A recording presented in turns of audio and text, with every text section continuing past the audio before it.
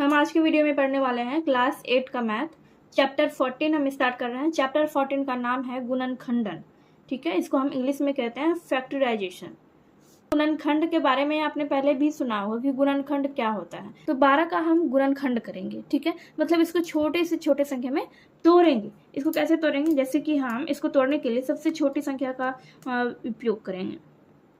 तो इसको हम कैसे तोड़ेंगे, सबसे छोटी संख्या हम लेंगे, जैसे कि 2, 2 गुना 2 4 हुआ, 4 गुना 3 12 हो गया। अब इससे ज्यादा हम 12 को नहीं तोड़ सकते। ठीक है, तो इसी को हम क्या कहेंगे, ये जो आपका 2 गुना 2 गुना 3 ये 12 का गुणनखंड है। वैसे ही आप किसी और भी संख्या को तोड़ सकते हैं, जैसे कि आप 16 ले लेंगे या फिर और भी कोई संख्या ले लेंगे। 16 को हम तोड़ते हैं 2 गुना 2 4, 4 गुना 2 8, 8 गुना 2 16 हो गया। ठीक है, वैसे ही आप 32 भी ले सकते हैं। 2 गुना 2 4 गुना 2 8, 8 गुना 2 16, 16 गुना 2 32 हो गया। ठीक है, तो इससे ज्यादा हम इन संख्याओं को नहीं तोड़ सकते हैं। ठीक है, तो इसी को हम क्या कहेंगे, गुणनखंड कहेंगे। ठीक है, तो गुणनखंड जो होते हैं वो बीजीय व्यंजक के भी गुणनखंड होते हैं। अब बीजीय व्यंजक क्या होता है वो भी हम इस चैप्टर में देखेंगे, समझेंगे, क्योंकि इस चैप्टर की एक्सरसाइजेज को स्टार्ट करने से पहले हम इस चैप्टर से रिलेटेड बेसिक कॉन्सेप्ट को देखेंगे एंड देन हम क्वेश्चंस को हल करेंगे। ठीक है, वीडियो को आप लोग पूरा देखिए एंड वीडियो पसंद आए तो वीडियो को लाइक कीजिए। चैनल पर अगर पहली बार आ रहे हैं तो चैनल को सब्सक्राइब कर लीजिए एंड बेल आइकन को प्रेस करना ना भूलिए, जिससे आपको मेरे फ्यूचर वीडियोस की नोटिफिकेशन मिल सके। तो यही होता है आपका गुणनखंड। ठीक, जैसे कि यहाँ पर देखिए ये सारणी दिया गया है। ठीक है, संख्या दिया हुआ है और यहाँ पर भी संख्या आपका दिया गया है। तो इन संख्याओं का आप क्या कर सकते हैं, गुणनखंड कर सकते हैं। जैसे कि आप एक का गुणनखंड सिर्फ 1 होगा, 2 का गुणनखंड सिर्फ 1 और 2 होगा, फिर 3 का गुणनखंड 4 5 6, इसी तरह आप सबका गुणनखंड करके देखेंगे। फिर यहाँ 18 21 27 28 29 और 30 का गुणनखंड आपको लिखना है। जैसे कि 21 का तो यहाँ पे लिखा हुआ है, 21 का गुणनखंड क्या क्या हो सकता है, 1 3 7 21। ठीक है, वैसे ही 18 का क्या क्या हो सकता है, 2 हो सकता है, 9 हो सकता है और 18 हो सकता है। और सबसे पहले क्या होगा, 1 होगा, 6 भी होगा और 3 भी होगा। तो 1 2 3 6 9 18 ये सब हो गया 18 का गुणनखंड। इसी तरह से आप बाकी संख्याओं के गुणनखंड को भी लिख सकते हैं कि 27 का गुणनखंड, 28 और 30 का गुणनखंड क्या क्या होगा। तो ये आपने समझ लिया कि ये होता है गुणनखंड। अब देखिए यहाँ पर दिया गया है बीजीय व्यंजकों के गुणनखंड। यहाँ पर क्या है, बीजीय व्यंजकों के गुणनखंड। 3x² ये एक बीजीय व्यंजक है। ठीक है, देखिए आपने देखा है कि व्यंजक के पद गुणनखंडों के गुणनफल होते हैं। यहाँ 3x² बराबर क्या है, 3 गुना x गुना y।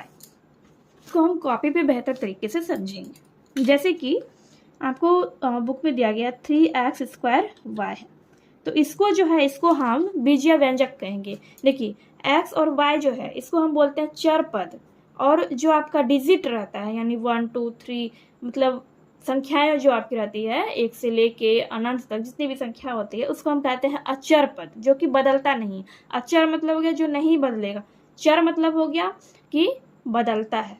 ठीक है, जो चर पद होता है उसका वैल्यू बदल सकता है, लेकिन जो अचर पद होता है उसका वैल्यू नहीं बदल सकता। जैसे कि देखिए, जैसे कि आपको कोई भी संख्या दिया गया 4x = 8, इस तरह से कुछ दिया गया है आपका। ठीक है, इसमें आपको बोल देगा कि आपको इसका x का वैल्यू निकालना है। ठीक है, आपको यहाँ पर बोलेगा कि x का वैल्यू निकालिए। तो x का जब आप वैल्यू निकालेंगे, x का जब भी वैल्यू निकलेगा तो x का मान तो बदल जाएगा, लेकिन इन दोनों का मान नहीं बदलेगा।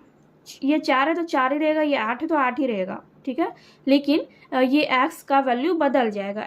देखिए x का वैल्यू अगर हम निकालेंगे तो x का वैल्यू हो जाएगा 8/4, यानी कि 4 से हम 8 को घटा देंगे तो 2 हो जाएगा, यानी कि x का वैल्यू आपका निकल गया 2। ठीक है, x का वैल्यू आपका 2 निकल गया। तो यहाँ पर क्या हुआ, x का वैल्यू बदल गया, x का मान बदल गया है, लेकिन 4 और 8 का मान नहीं बदलेगा, वो जितना था उतना ही रहा, बस उसको हमने घटा दिया है। ठीक है, तो वही चीज मैंने आपको बताया कि इसमें जो 3 है, ये 3 क्या है, ये अचर पद है। x और y क्या है, ये चर पद है। ठीक है, और ये चर और अचर मिलके बन गया आपका बीजीय व्यंजक।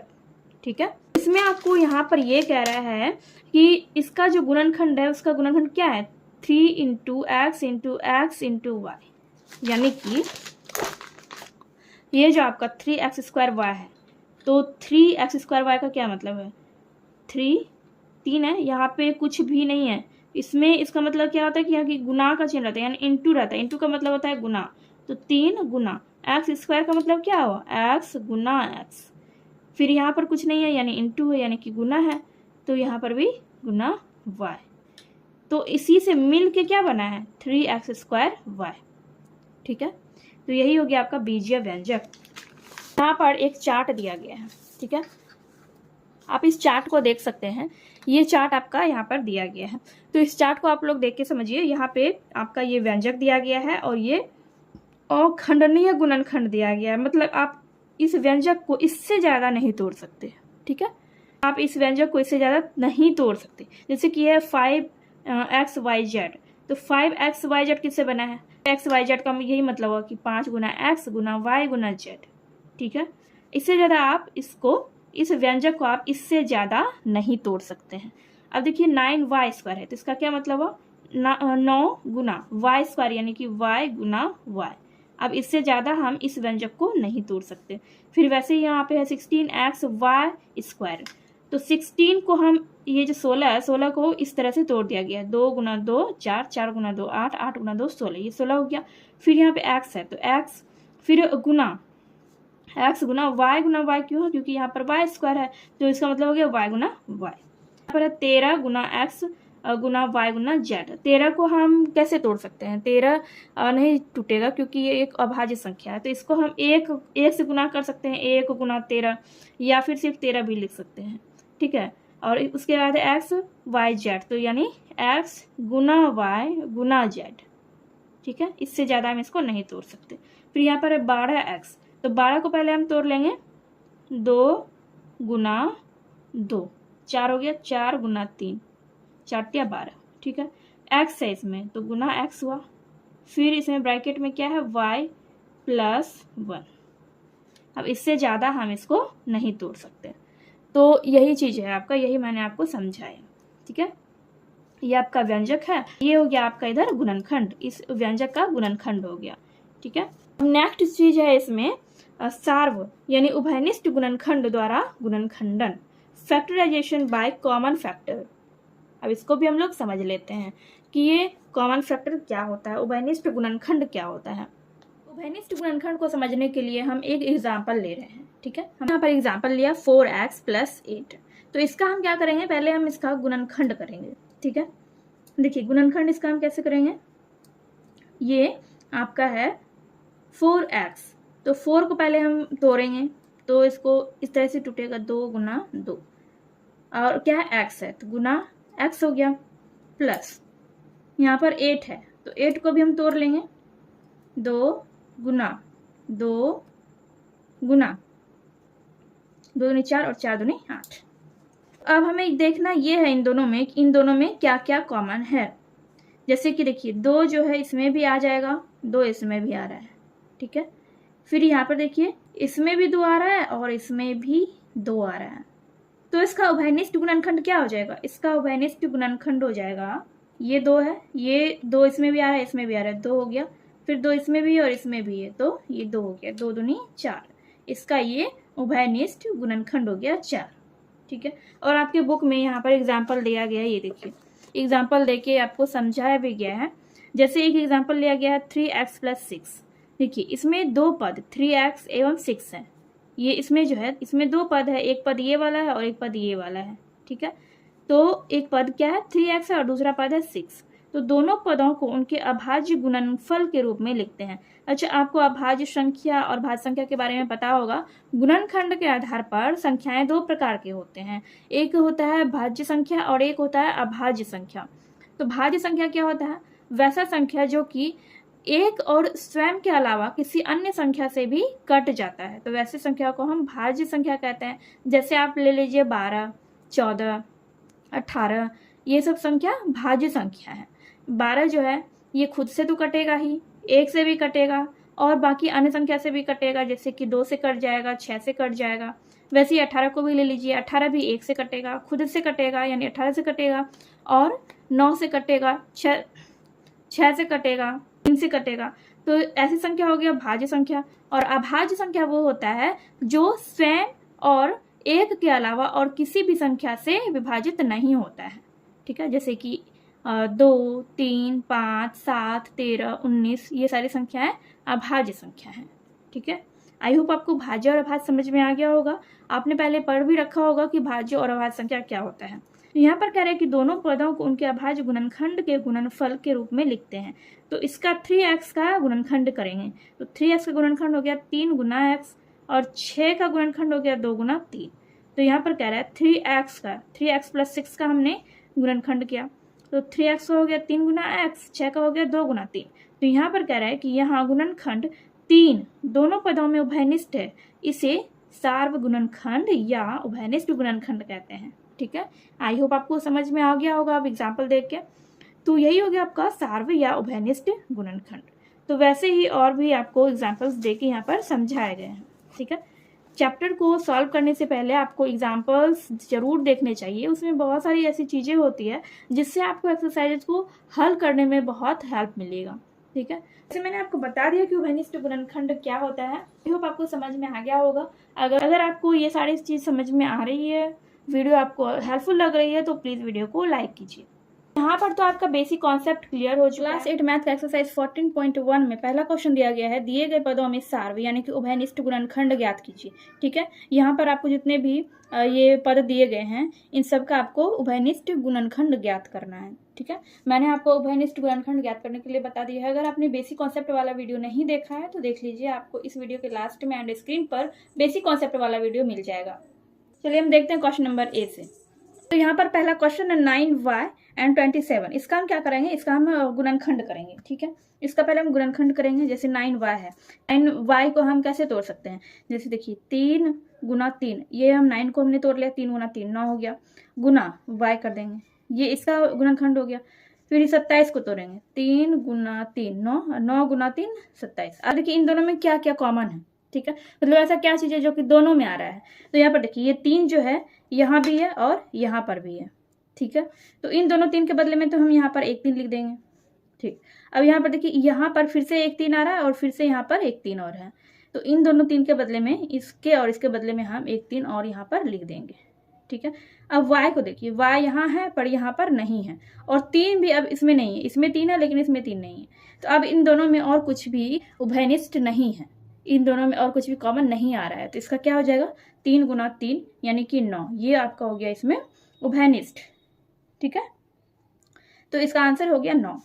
अब बी नंबर में 5x and 25x, तो इसको हम तोड़ लेंगे। 5x को कैसे तोड़ेंगे, 5x यानी कि 5 गुना x हो गया। 25x को तोड़ेंगे 5 गुना 5, ये 25 को हमने तोड़ा, फिर गुना x, 5 यहाँ पर है 5 यहाँ पर भी है, तो इन दोनों 5 के बदले में एक 5 हो जाएगा, और ये x है और यहाँ पर भी x है, तो इन दोनों x के बदले में एक x यहाँ पर हो जाएगा, 5x हो गया। क्वेश्चन नंबर सी में है 7ab एंड -14ab, इसको हम तोड़ लेते हैं। तो ये 7ab है, तो कैसे तोड़ेंगे इसको हम, 7 गुना a गुना b। ठीक है, अब इसको तोड़ेंगे, -14ab को तोड़ेंगे, तो यहाँ पर लिखेंगे 14 को पहले तोड़ेंगे 2 गुना 7, इस तरह से हमने 14 को तोड़ लिया, और ए बी को कैसे तोड़ेंगे, a गुना b। अब देखें इन दोनों में कौन सा कॉमन है, क्या क्या कॉमन है। तो हम यहाँ पर देखेंगे इन दोनों में कौन कौन सा चीज कॉमन है। जैसे कि देखिए 7 यहाँ पर भी आ रहा है और इसमें भी 7 आ रहा है। ठीक है, तो 7 को हम यहाँ पर लिखेंगे। अब इसके अलावा देखेंगे कि और क्या कॉमन आ रहा है, और इसमें a कॉमन आ रहा है, a यहाँ भी है और यहाँ भी है, तो a को हम लिख देंगे। फिर b यहाँ पर भी है और यहाँ पर भी है, तो b यहाँ पर हम लिख देंगे। तो इसका जो उभयनिष्ठ गुणनखंड हो गया वो क्या हो गया, 7ab। अब डी नंबर में देखते हैं। तो डी नंबर का ये पहले जो ये -16 दिया गया है, इसका हम पहले गुणनखंड कर लेंगे, मतलब इसको हम तोड़ लेंगे। तो माइनस लगा हुआ है तो माइनस तो रहेगा ही, और 16 को हम तोड़ेंगे, 2 गुना 2 2 दूनी 4 हो गया, 4 दूनी 8 8 दूनी 16। ठीक है, ये हमने 16 को तोड़ लिया। और उसके बाद x स्क्वायर है तो x गुना x हो जाएगा, फिर y स्क्वायर है तो y गुना y हो जाएगा, y गुना y हो जाएगा। ठीक है, अब इसको यहाँ पर तोड़ लेते हैं नीचे में, यहाँ पर -x स्क्वायर, तो -x गुना x हो जाएगा, और y स्क्वायर है तो y गुना y हो जाएगा, और z स्क्वायर है तो z गुना z हो जाएगा। ठीक है, अब देखिए 2 तो इसमें है नहीं, नीचे वाले में तो 2 है ही नहीं, तो वो तो हम नहीं लिखेंगे। एक्स है इसमें, एक्स यहाँ पर भी है और यहाँ पर भी है, तो एक्स हम लिखेंगे। फिर यहाँ पर फिर से एक्स है और यहाँ पर भी एक्स है, तो एक्स हम एक बार और लिखेंगे। फिर यहाँ पर भी वाई है और यहाँ पर भी वाई है, तो वाई हम लिखेंगे। और फिर यहाँ पे वाई है और यहाँ पर भी वाई है, तो वाई लिखेंगे, ठीक है। और माइनस देखिए यहाँ पर लगा हुआ है और यहाँ पर भी लगा हुआ है, तो इसमें भी हम माइनस लगाएंगे।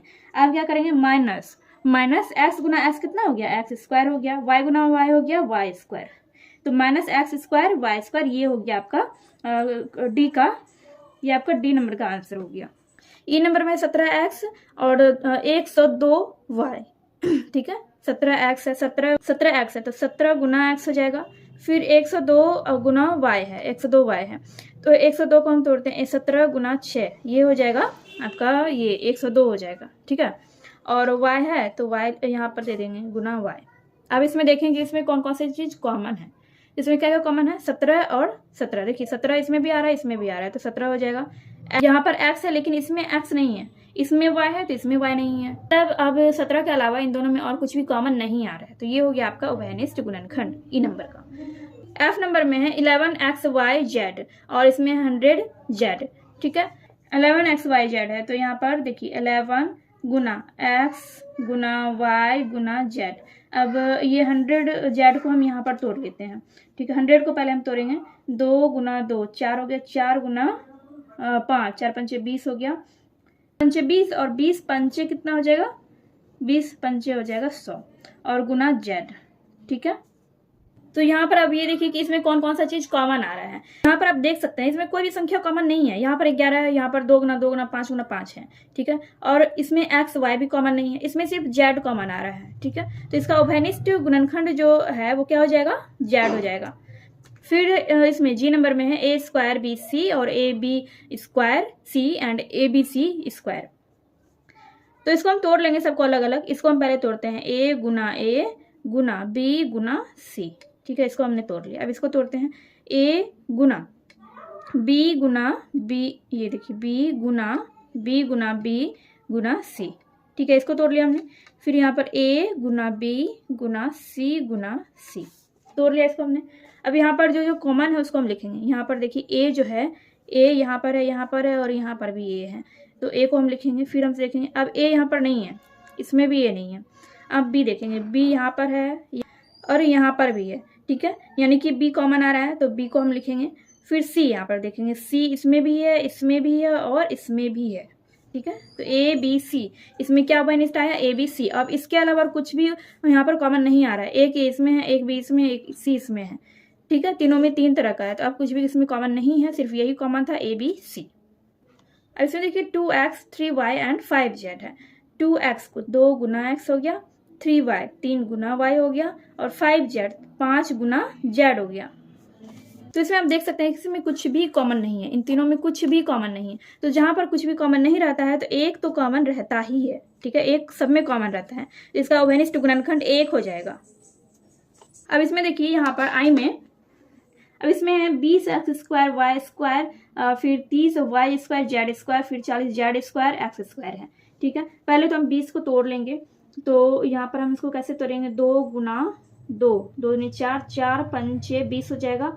फिर एक्स स्क्वायर है तो एक्स गुना एक्स हो जाएगा, वाई स्क्वायर है तो वाई गुना वाई हो जाएगा, ठीक है। इसको हमने तोड़ लिया। अब इसको तोड़ते हैं 30 को, तो 2 गुना 3 करते हैं, 2 गुना 3 गुना 5, 2 तिया 6, 6 पंचे 30 गुना वाई स्क्वायर है तो वाई गुना वाई हो जाएगा, जेड स्क्वायर है तो जेड गुना जेड हो जाएगा, ठीक है। 40 को तोड़ते हैं, 2 गुना 2 4, 40 को हमने तोड़ लिया, 2 गुना 2 4, 4 गुना 5, 4 पंचे 20, 20 गुना 2 40 हो गया। और उसके बाद है यहाँ पर जेड स्क्वायर, तो जेड गुना जेड हो गया, और एक्स स्क्वायर है तो एक्स गुना एक्स हो गया, ठीक है। अब यहाँ पर देखिए क्या क्या कॉमन आ रहा है, तो 2 इसमें भी है, इसमें भी है और इसमें भी है, तीनों में 2 है, तो 2 यहाँ पर आ गया कॉमन। फिर 3 देखिए, 3 सिर्फ यहाँ पर है लेकिन इन दोनों में 3 नहीं है, तो 3 नहीं होगा। 5 इसमें भी है, इसमें भी है और इसमें भी है, तो 5 कॉमन आ रहा है, ठीक है। इसके अलावा अब कुछ भी कॉमन नहीं आ रहा है, ये 2 जो है अब कॉमन नहीं आ रहा है, 2 यहाँ पर है लेकिन यहाँ पर नहीं है। अब देखिए एक्स इसमें नहीं है, एक्स इसमें है लेकिन इसमें नहीं है। वाई यहाँ पर है लेकिन इसमें नहीं है। जेड यहाँ पर है और यहाँ पर है, लेकिन इसमें नहीं है। तो अब इन तीनों में और कुछ भी कॉमन नहीं आ रहा है, तो इसका उभयनिष्ठ गुणनखंड हो जाएगा 2 गुना 5 यानी कि 10 हो जाएगा। ठीक है, क्वेश्चन नंबर 1 का लास्ट क्वेश्चन है 2x into a plus b into b plus c, फिर यहाँ पर है x, यहाँ पर क्या है x into a plus B. ठीक है, तो 2x है तो 2 गुना x हो जाएगा, और यहाँ पर ये ए बी है तो ए बी ये ब्रैकेट में ही रहेगा, और बी सी है, बी सी ऐसे ही रहेगा। फिर ये x है, इसको हम तोड़ लेंगे, इसको तोड़ना क्या है, इसको हम ऐसे ही लिख देंगे x फिर इंटू ए प्लस बी। अब इन दोनों में क्या कॉमन आ रहा है, इन दोनों में क्या चीज़ कॉमन आ रहा है, तो 2 तो है नहीं किसी में, x कॉमन आ रहा है, x दोनों में है तो x यहाँ पर लिख देंगे, और a भी कॉमन आ रहा है, a प्लस बी यहाँ पर भी है, a प्लस बी यहाँ पर भी है, तो x into a plus B यही कॉमन आ रहा है इसमें। ठीक है, तो यही हो जाएगा इसका answer x into a plus B. तो यहाँ पर एक्सरसाइज 14.1 का क्वेश्चन नंबर 1 पूरा का पूरा कंप्लीट हो चुका है। नंबर 2 में है कि दिए गए उदाहरण के आधार पर खाली जगह को भरिए। ठीक है, देखिए एक उदाहरण यहाँ पर दिया गया, यहाँ पर जो है यहाँ पर पद दिया गया है। ठीक है, और इसी पद का गुणनखंड को यहाँ पर अलग अलग कर दिया गया है, और जो भी खाली जगह दिया गया है उसमें आपको सही पद भरना है। ठीक है, यानी कि इन दोनों व्यंजकों को गुना करके ये पद बन जाना चाहिए। ठीक है, तो यहाँ पर एक उदाहरण देकर आपको समझाया गया, जैसे कि यहाँ पर है 12x² ठीक है, तो 12 कैसे बनेगा, 3 गुना 4 करेंगे तो 12 हो जाएगा, या 4 गुना 3 करेंगे तो 12 हो जाएगा, फिर 2 गुना 6 करेंगे तो 12 हो जाएगा। तो 12 का तो हमें समझ में आ गया कि 12 हम 3 4 से बना सकते हैं, या 2 और 6 से बना सकते हैं। ठीक है, 2 और 6 को गुना करके बना सकते हैं, या 3 और 4 को गुना करके बना सकते हैं। लेकिन उसके बाद इसमें कौन सा पद है, x²y, तो x² कैसे होगा, जब हम x और x को गुना करेंगे तब जाके x² होगा, x गुना x करेंगे तो x² हो जाएगा, और y तो एक ही जगह है तो y यहाँ पर यानी कि 3x गुना 4xy कर दिया गया। ठीक है, 3 गुना 4 12 हो गया, x गुना x कितना हो गया, x² हो गया, और y है यहाँ पे तो y हो गया, यानी कि इन दोनों को गुना करके हो गया 12x²y। ठीक है, अब यहाँ पर आपको दिया गया है 15ab यानी कि 15ab यहाँ पर दिया गया है, लेकिन यहाँ पर एक जो है आपका व्यंजक दिया गया है -3, तो -3 में हम कितना गुना करेंगे जो कि हमारा 15ab हो जाएगा। अच्छा, अब यहाँ पर 3 दिया गया है तो 3 को हम किससे गुना करेंगे जो 15 होगा, तो 3 को हम 5 से गुना करेंगे तो 15 हो जाएगा। 15 तो हमने बना लिया। अब यहाँ पर ab है, यहाँ पर ab है लेकिन इसमें ab नहीं है, तो अगर हम इसमें ab लगा देते हैं 5ab हम कर देते हैं, क्या हो जाएगा हमारा 5ab गुना -3 क्या हो जाएगा 15ab हो जाएगा। लेकिन यहाँ पर देख लीजिए यहाँ पर माइनस है और यहाँ पर क्या है, इसमें प्लस है। ठीक है, तो यहाँ पर माइनस, और यहाँ पर अगर हम माइनस नहीं देते हैं तो माइनस और प्लस क्या हो जाएगा, माइनस हो जाएगा, लेकिन यहाँ पर प्लस होना चाहिए, 15 में क्या होना चाहिए, प्लस होना चाहिए। तो यहाँ पर प्लस लाने के लिए हमें इसमें माइनस लगाना पड़ेगा, क्योंकि माइनस और माइनस को गुना करने पर क्या होता है, प्लस होता है। ठीक है, तो माइनस और माइनस क्या हो गया, प्लस हो गया, 3 गुना 5 क्या हो गया 15, और यहाँ पर ए बी है तो ए बी हो गया यहाँ पे। ठीक है, आई होप आपको समझ आ गया होगा। देखिए नेक्स्ट क्वेश्चन भी वैसे ही है, -20xy -20xy है, और यहाँ पर आपको दिया गया -2xy, तो 2 में हम किससे गुना करेंगे जिससे कि 20 हो जाए, तो 2 गुना 10 करेंगे, 10 से अगर हम 2 को गुना कर देंगे तो 20 हो जाएगा। बात xy तो इसमें पहले से ही है, xy यहाँ पहले से ही है, और यहाँ पर क्या है, xy ही है सिर्फ। उसके बाद यहाँ पे माइनस है, तो यहाँ पर सिर्फ 10 देने के बाद हो जाएगा आपका -20xy। देखिए अब इन दोनों को गुना करिए, माइनस और प्लस क्या हो गया, माइनस और प्लस हो गया आपका माइनस, और 2 गुना 10 हो गया, 2 गुना 10 20 हो गया, और xy एक ही है यहाँ पे। ठीक है, तो xy को हम यहाँ पे कुछ भी नहीं है तो xy यहाँ पे है तो xy हो गया यहाँ पे। ठीक है, तो इस तरह से आपका हो गया -20xy, इसको ये इस तरह से बनेगा, खाली जगह में क्या आ गया, 10 आ गया। अब यहाँ पर है 40x² और यहाँ पर दिया गया -20, यहाँ पर -20 दिया गया है, तो 40 है, तो 40 लाने के लिए +40 है, तो इसको हम किससे गुना करेंगे जिससे कि +40 हो जाए, तो -20 को हम -2 से गुना करेंगे तो कितना हो जाएगा, 40 हो जाएगा। ठीक है, 40 आप समझ गए कि ये 40 इस तरह से होगा, -20 को जब हम -2 से गुना करेंगे तो क्या हो जाएगा, +40 हो जाएगा। उसके बाद x² है, यहाँ पर x y कुछ भी नहीं दिया गया है, तो यहाँ पर हम लगा देते हैं x² y² -2x² y² को जब आप -20 से गुना करेंगे तो आपका कितना हो जाएगा, 40x² y²। माइनस और माइनस प्लस हो गया, 2 गुना 20 40 हो गया, और एक्स स्क्वायर वाई स्क्वायर ये तो यहाँ है ही, ठीक है। अब यहाँ पर देखिए माइनस 27 ABC, तो यहाँ पर माइनस 3AB, ए बी तो पहले से ही दिया गया है, तो -3, ये जो -3 है इसमें हम किससे गुना करेंगे जिससे कि -27 हो जाए। तो अगर 3 दिया गया है तो 3 में अगर हम 9 से गुना कर देते हैं तो कितना हो जाएगा, 3 में 9 से गुना करने पे हो जाएगा 27, ठीक है। तो 9 से हम गुना करेंगे तो -27 हो जाएगा, -3 गुना 9 -27 हो जाएगा। ए भी यहाँ पे पहले से ही है, और यहाँ पे कमी किस चीज़ का है, सी। देखिए यहाँ पे सी है लेकिन इसमें सी नहीं दिया गया, तो सी यहाँ पर हम रख देंगे, यहाँ पर हमने सी रख दिया। तो 9C को जब आप -3AB से गुना करेंगे तो आपका हो जाएगा -27ABC। देखिए 9 + 9 गुना -3 प्लस और माइनस, देखिए प्लस और माइनस क्या होता है, माइनस होता है। 9 गुना 3 क्या होता है, 27 होता है। और ABC, ठीक है, ए यहाँ AB है और यहाँ पर C है, तो इन तीनों को गुना करें तो क्या हो जाएगा, ABC हो जाएगा। तो इस तरह से आपका ये एक्सरसाइज 14.1 का सेकेंड नंबर कंप्लीट हो गया है। एंड आई होप आपको समझ में आ गया होगा, बहुत इजी क्वेश्चन था। अगर समझ में नहीं आया है तो कमेंट करके आप कमेंट में बता सकते हैं। आई होप आपको ये क्वेश्चन अच्छी तरह से समझ में आ गया होगा। चलिए हम देखते हैं नेक्स्ट क्वेश्चन। क्वेश्चन नंबर 3 में है कि निम्नलिखित का गुणनखंड ज्ञात कीजिए। गुणनखंड हम पहले भी ज्ञात कर चुके हैं, क्वेश्चन नंबर 1 में भी हमने गुणनखंड ज्ञात किया था, उसी तरह से हमें गुणनखंड ज्ञात करना है। क्वेश्चन नंबर 3 में भी आपको गुणनखंड ज्ञात करने के लिए ही कहा गया है। तो यहाँ पर क्वेश्चन नंबर ए से क्वेश्चन नंबर के तक है, सबको हम एक एक करके देखेंगे। चलिए हम स्टार्ट करते हैं क्वेश्चन नंबर ए से। तो क्वेश्चन नंबर ए में यहाँ पर दिया गया है 12x² - 15y² - 24x² z², ठीक है। तो इसको हम क्या करेंगे, इसको हम पहले तोड़ लेंगे। जैसे कि यहाँ पर है 12x², तो इसको हम कैसे तोड़ सकते हैं, 12 को हम लिख सकते हैं, क्या लिख सकते हैं, 3 गुना 4 लिख सकते हैं। x² है तो इसको हम x गुना x लिख सकते हैं, वैसे ही माइनस है यहाँ पे माइनस दे देंगे। 15 को हम 3 गुना 5 लिख सकते हैं, 3 गुना 5 कितना हो जाएगा, 15 हो जाएगा।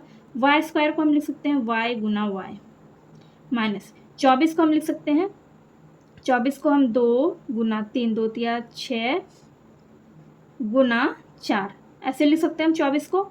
और ये x² है तो x गुना x लिख सकते हैं, और z² को z गुना z लिख सकते हैं, इस तरह से। तो ऐसे हमने व्यंजकों को तोड़ लिया है, ठीक है। अब इसमें से जो भी कॉमन होता है उसको हम बाहर निकाल लेते हैं, मतलब ऐसा कोई जो कि इन सब में आ रहा है तो वैसे को हम बाहर निकाल लेते हैं। अब जैसे कि यहाँ पर देखिए इसमें 3 आ रहा है, 3 इसमें भी है, इसमें भी है, और इसमें भी 3 है, तो इन तीनों में 3 है, तो 3 को हम बाहर कर लेंगे, ठीक है। 3 को हम क्या कर लेंगे, बाहर कर लेंगे। हमने बाहर कर लिया 3 को, ठीक है। अब इसमें क्या बच गया, 4 × x बच गया, यानी कि इसमें बच गया आपका 4x², ये बच गया आपका इसमें, और यहाँ पे माइनस है तो माइनस हम दे देंगे। फिर यहाँ पे बच गया 5y² बच गया, इसमें 5 गुना y बच गया, तो यानी कि 5y² से बच गया है, फिर माइनस।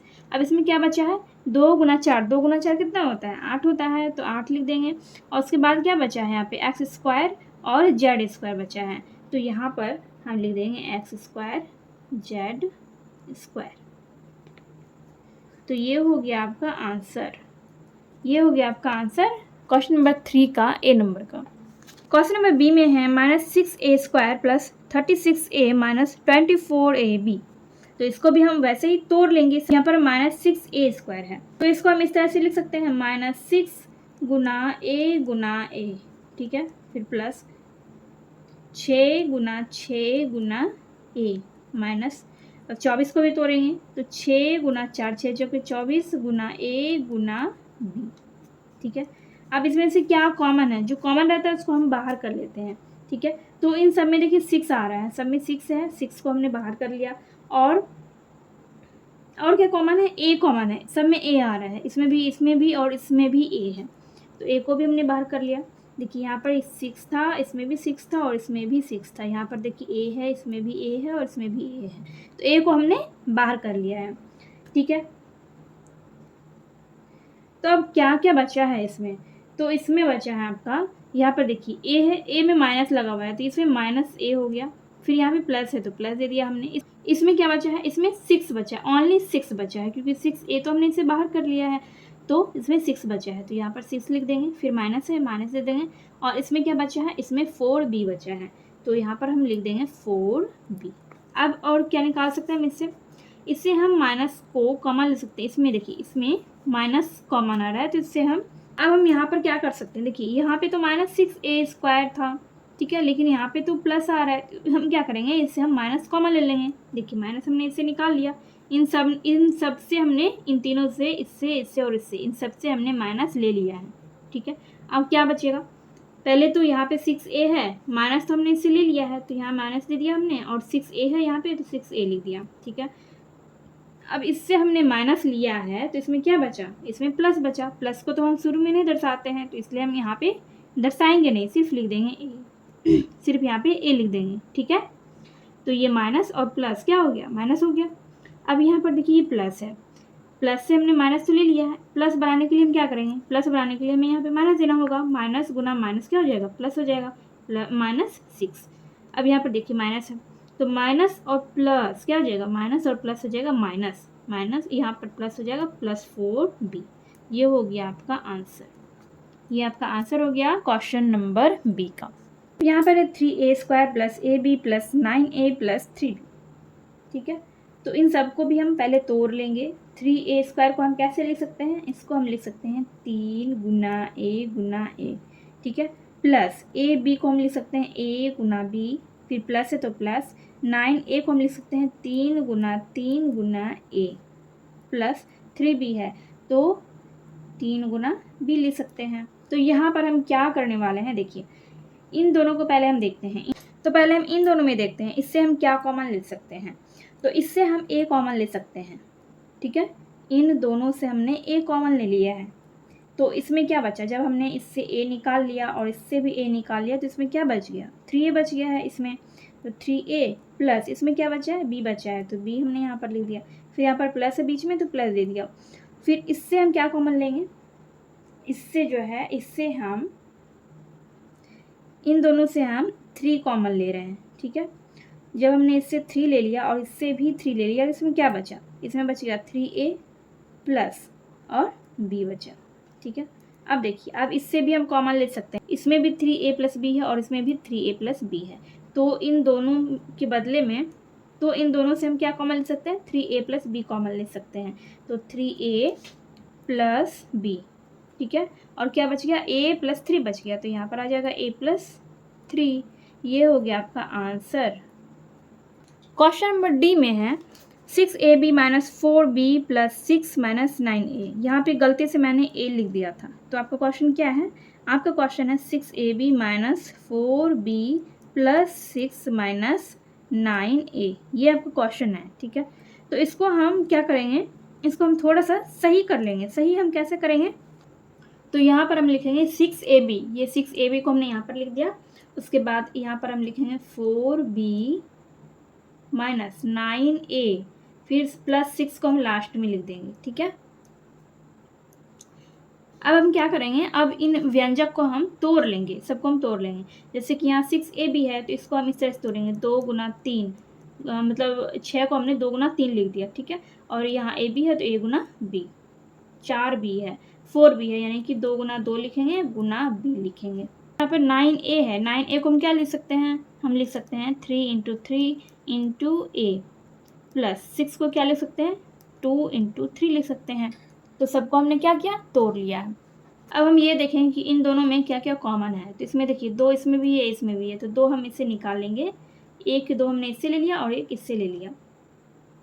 और क्या कॉमन है, b भी कॉमन आ रहा है, b इसमें भी है और इसमें भी है, तो इसमें हम b भी ले रहे हैं, ठीक है। 2b हमने मतलब इन दोनों से कॉमन ले लिया।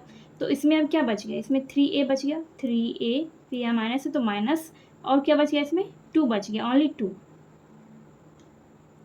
फिर यहाँ पे माइनस है तो यहाँ पे माइनस देंगे। अब इन दोनों में से क्या कॉमन ले रहे हैं, इन दोनों में से कॉमन लेंगे हम 3 दोनों में है तो 3 हम कॉमन ले लेंगे। और जब हमने इससे 3 ले लिया, इससे भी जब हमने 3 ले लिया, तो इन दोनों में क्या बच गया, इसमें बच गया 3a, देखिए यहाँ पे 3a बच गया। और प्लस और माइनस, माइनस और प्लस क्या हो जाता है, यहाँ पर हो जाएगा -2। -2 कैसे हुआ, माइनस और माइनस तभी तो प्लस होगा, माइनस और माइनस क्या हो जाएगा, प्लस हो जाएगा। देखिए यहाँ पे प्लस है तो प्लस, माइनस और माइनस क्या होता है, प्लस होता है, तो यहाँ पे हमने -2 लिखा है, ठीक है। 3a-2 3a-2 मतलब दोनों में 3a-2 है, तो इससे हम ये कॉमन ले लेंगे 3a-2। फिर इसके अलावा क्या बच गया, 2b बच गया, 2b-3। ये हो गया आंसर। ये आंसर हो गया क्वेश्चन नंबर डी का। तो यहाँ पर ये जो व्यंजक दिए गए हैं क्वेश्चन नंबर ई में, इन व्यंजकों को भी हम तोड़ लेंगे। तो इसको हम तोड़ेंगे, इसको हम क्या लिख सकते हैं, ए बी स्क्वायर है, तो इसको हम क्या लिख सकते हैं, इसको हम लिख सकते हैं ए गुना बी स्क्वायर है तो बी गुना बी लिख सकते हैं, प्लस ए स्क्वायर बी है तो ए गुना बी लिख सकते हैं।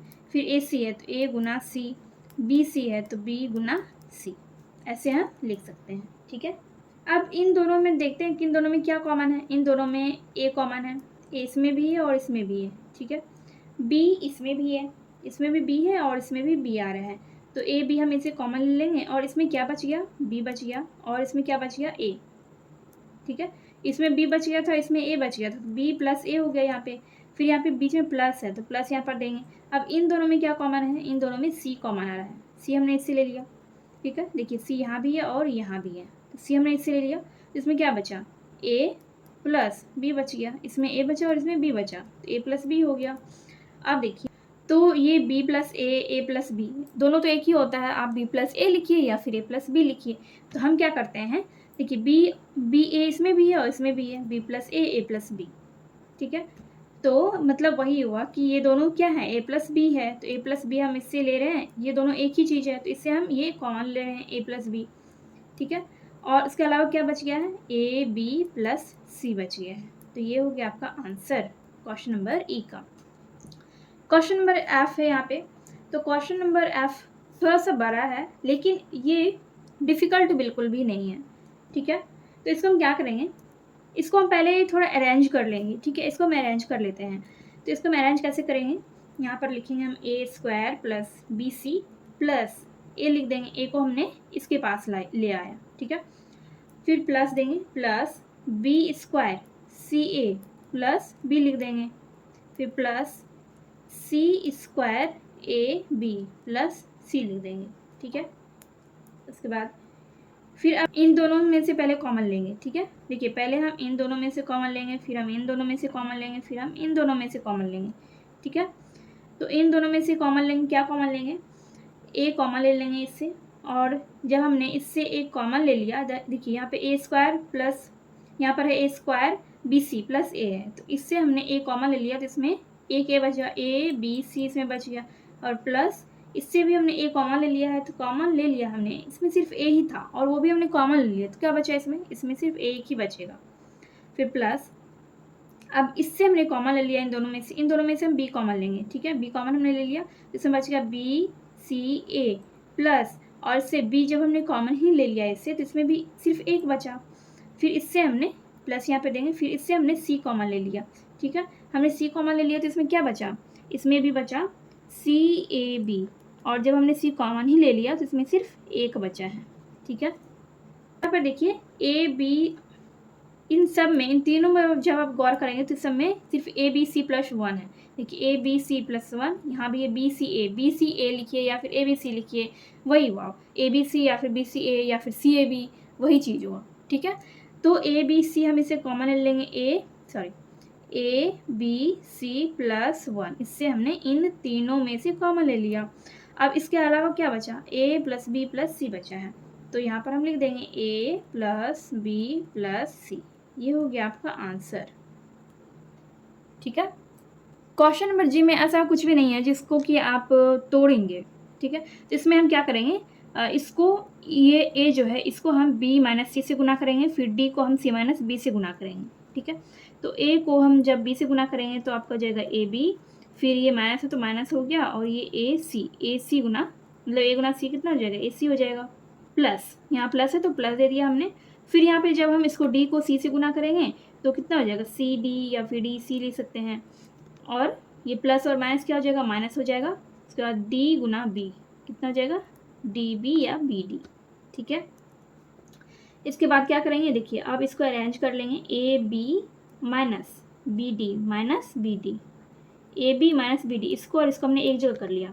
फिर यहाँ पर लिखेंगे माइनस ए सी प्लस सी डी।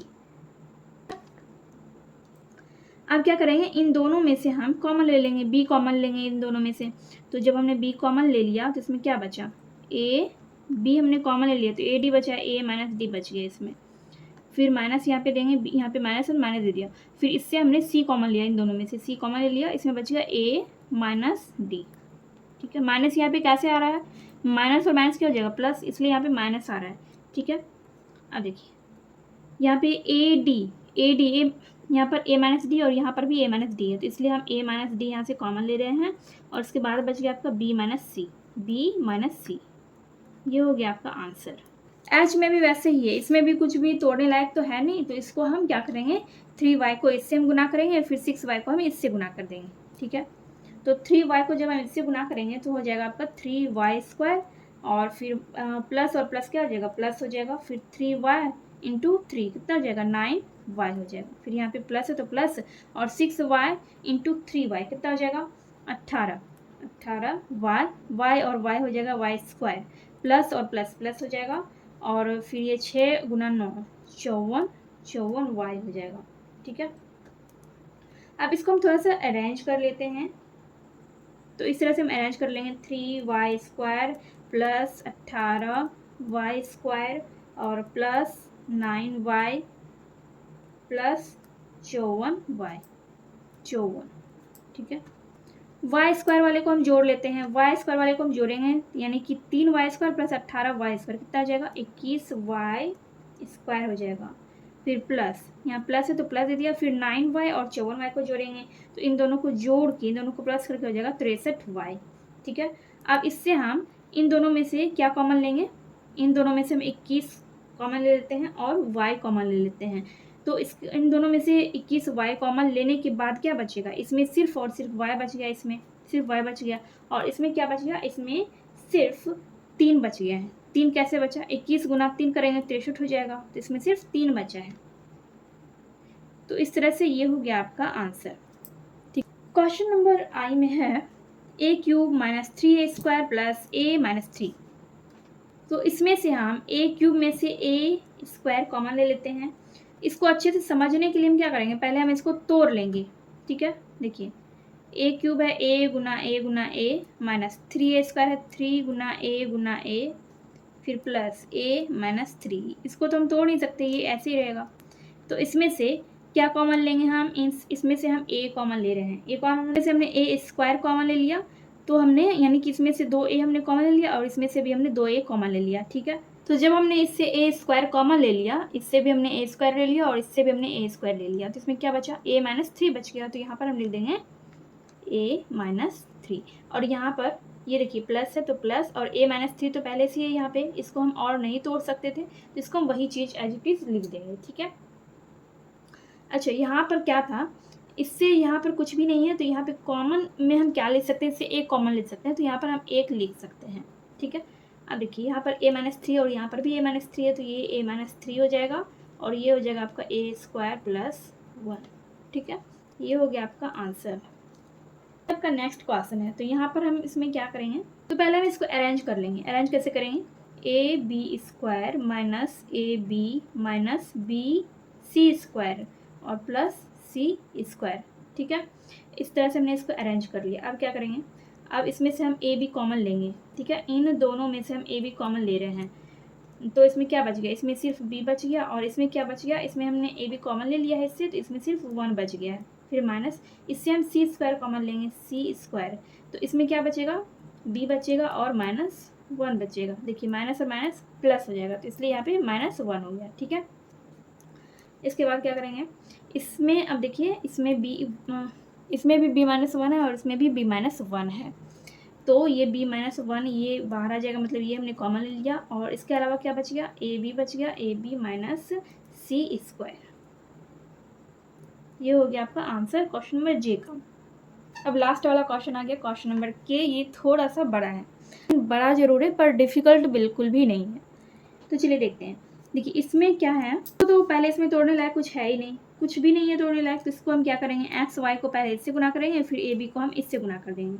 ठीक है, जब हम एक्स वाई को a² से गुना करेंगे तो कितना हो जाएगा, a² xy, प्लस जब हम b² को xy से गुना करेंगे क्या हो जाएगा, b² xy, प्लस है यहाँ पे प्लस देंगे, फिर ए बी को एक्स स्क्वायर से गुना करेंगे तो क्या हो जाएगा एक्स स्क्वायर ए बी, फिर प्लस प्लस है तो प्लस हो गया, और फिर वाई स्क्वायर को ए बी से गुना करेंगे तो वाई स्क्वायर ए बी हो गया। ठीक है, उसके बाद ए स्क्वायर एक्स वाई, ये तो हमने लिख दिया, प्लस अब इसको जो है इसको हम इसके पास ले आएंगे। ठीक है, मतलब इसको और इसको एक जगह कर देंगे और इसको एक जगह कर देंगे। तो यहाँ पर हम लिखेंगे एक्स स्क्वायर ए बी, फिर प्लस ये बी स्क्वायर है, B square X Y plus Y square ए बी। ठीक है, इसको हमने थोड़ा अरेंज कर लिया। फिर इससे हम क्या करेंगे, इससे हम कॉमन ले रहे हैं। देखिए कॉमन लेना तो अब तक आप सीख गए होंगे। तोड़ हम व्यंजकों को इसलिए तोड़ रहे थे ताकि आप क्वेश्चन को आसानी से समझ सकें। तो यहाँ पर हम व्यंजकों को इतना नहीं तोड़ेंगे क्योंकि ये पहले से ही लॉन्ग है, इसको हम और लॉन्ग नहीं बनाएंगे। तो करना है, इनमें से आपको कॉमन लेना है। इसमें से इन दोनों में से क्या कॉमन ले सकते हैं, इन दोनों में से हम ए एक्स कॉमन ले सकते हैं, ए एक्स। ठीक है, इन दोनों में से हम ए एक्स कॉमन ले सकते हैं। तो ए एक्स हमने कॉमन ले लिया तो क्या बचा इसमें बच गया ए वाई। एक ए हमने इससे निकाला है और इससे एक्स निकाला, तो इसमें क्या बच गया ए वाई बच गया, प्लस इससे हमने क्या लिया है, इससे भी हमने ए लिया है और एक्स लिया है, तो इसमें क्या बचा है, इसमें एक्स बचा और बी बच गया है। तो यहाँ पे प्लस है प्लस।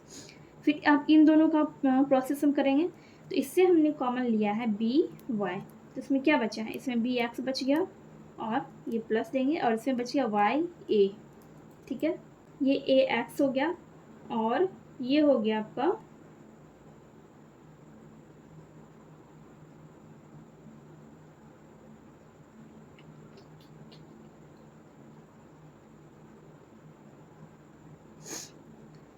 यहाँ पर ए वाई लिखेंगे प्लस बी एक्स, यहाँ पर हम एक्स बी को हम बी एक्स लिख देंगे। ठीक है, प्लस बी वाई है तो यहाँ पे ये बी एक्स और वाई ए को हम क्या लिख देंगे, ए वाई लिख देंगे, मतलब दोनों को हमने एक जैसा कर लिया।